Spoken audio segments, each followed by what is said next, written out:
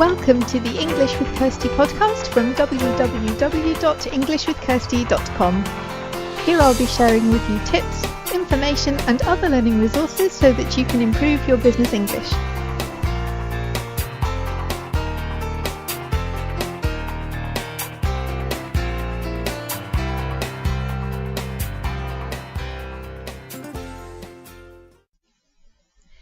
And welcome to episode 109 of the English with Kirsty podcast. And today's episode is another Wise Old Owl episode. So for anyone who hasn't heard one before, this is where I answer any questions that have come from listeners or readers or other people who are interested in the English with Kirsty site. So I've got 3 questions today that I've answered. You can check out the show notes for episode 109 at englishwithkirsty.com/podcast/episode 109. And also, if you have a question for the Wise Old Owl, I'll also include the link to the page, because there's a picture of an owl there, and because it's believed that owls are very smart and wise, so that's where the phrase the Wise Old Owl comes from. So we've got an owl on there, and if you post your question to the owl using the link that I'm going to provide, then your question may become a blog post or a podcast. So 3 questions today, either mistakes that people have made that they didn't understand why it was wrong, or things that people generally wanted to know. And as I said, if you have a question, then ask the owl. And if I don't make it into a podcast or a blog post, I will try and get back to you with the answer, because I may have already done it, or it may be something very specific. But yeah, ask anyway. So the first one is about tips and hints, because sometimes somebody was using them incorrectly and they didn't understand the difference. So what's the difference between tips and hints? Because if you say something like, where shall I go for dinner in this new town that I'm visiting, can someone give me some hints? Then that's wrong, because what you're asking for is tips. Like a tip is a good bit of advice or information that will help someone. Actually, I've written a document called 20 Tips on Improving Your English, your reading, writing, speaking and listening skills. So that would be an example of tips, and if anyone wants that document, you can request it on the show notes page. I'll put a link from that as well. But anyway, tips are information that you give to people, something that will help people. But a hint is not like that. It's like a clue. So if you're solving a puzzle, then, or if somebody's doing a grammar worksheet and they don't know the answer, I might give them a hint, like a helpful piece of information, but it's so that they can find the answer or solve a problem. Whereas finding a good restaurant isn't really solving a problem. It's just like, oh, how do I, where should I go? But a hint is there is a specific problem with a specific answer, and you're helping someone to find that. So with the tips, it's not a specific answer, it's just something that might help someone. Whereas with the hint, you know the answer, the other person doesn't, and you're trying to help them find the answer without giving them the answer, because you want them to work it out for themselves, perhaps. As a teacher, I don't just want to give everybody the answers because they won't learn anything. I want people to think. So I'll give them a hint, and that will help them. So then the next one is 2 words that are kind of similar, but they're not the same. And they are remind and remember. So if you remember something, it's different to, you can remind yourself to do something. You can remind somebody else to do something, but you can't remember somebody to do something. That's one of the first difference. You can't say, please remember me to. So that's wrong. So to understand the difference, you should remember to do your homework. It's like saying you shouldn't forget to do your homework. And you could set yourself an alarm or something to pop up on your phone to remind you to do something. That says, hey, don't forget to do this. So that's reminding you to do it, but you have to remember to do it.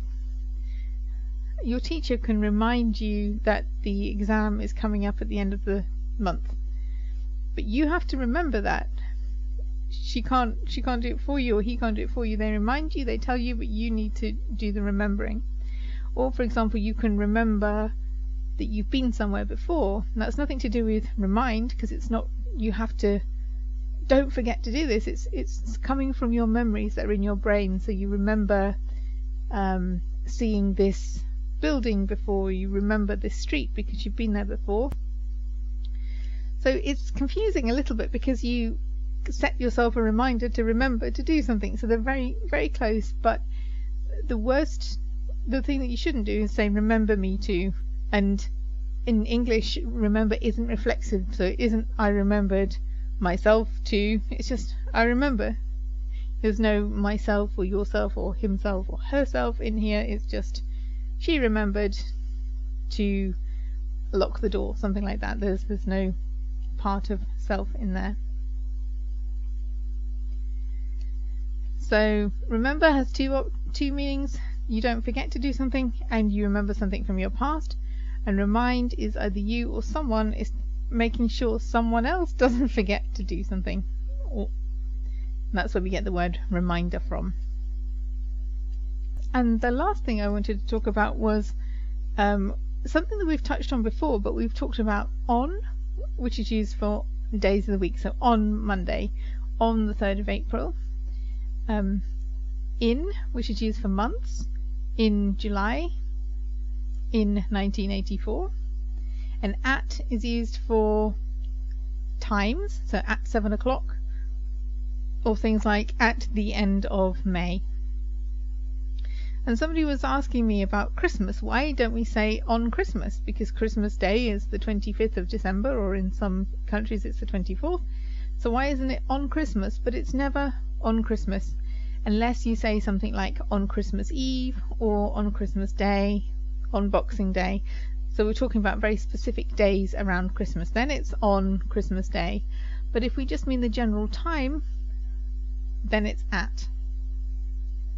So like at the weekend is the 2 days, Saturday and Sunday. So that's like a period of time. And it's the same with at the beginning of the month. That's not a specific day either.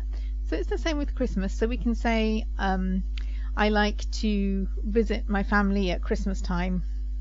So we sometimes shorten at Christmas time to at Christmas, but basically we mean the time around Christmas. It doesn't have to be one day, it could be a week, but it's the time around Christmas. So mince pies are only available at Christmas. So you can't, these are things that you like, sweet treats, and the truth is that they're becoming available earlier and earlier. But the point is that you can't buy them at Easter time because they're not an Easter treat. So mince pies are only available at Christmas. So there we're talking about a bigger period of time there, a longer period of time. It's not just one specific day, it's just this general time. And if we're doing that, we use at. Unless, of course, we're talking about a season, which is spring, summer, autumn and winter, and then we treat those like the months. So in spring, in winter. So it's never at winter, it's in winter. But the specific question I got was about Christmas. So on Christmas Day, at Christmas. In December. I know it's confusing, but it does get easier if you just follow the rules, then you will learn them. So I hope that's jumped around a bit all over the place, but the idea is here that I pulled together a couple of questions because just one question on its own would be a bit short. So there were 3 questions from the Wise Old Owl, and as I said, if you have any questions yourself, then send them in on the form on the show notes page. So I hope that was helpful. Have a good week and have fun learning English. I hope you enjoyed this episode of the English with Kirsty podcast. If you have any questions or comments, my email address is kirsty@englishwithkirsty.com, or you can go to www.englishwithkirsty.com/podcast, where you'll find information about the individual episodes.